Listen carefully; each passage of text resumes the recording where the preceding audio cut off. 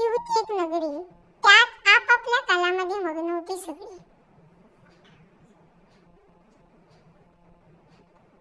राजाने नगरीची धरली वाट, लक्षात आले शेतीकडे सगळ्यांनीच फिरवली पाठ.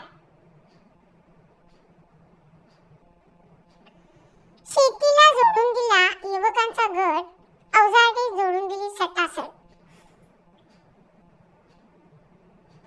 युवकांनी शेतीत मारली बाजी, शेतात पिकवले फळफुल भाजी.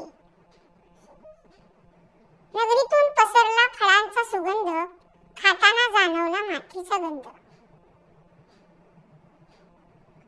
भरून गेला धान्याचा कोटा,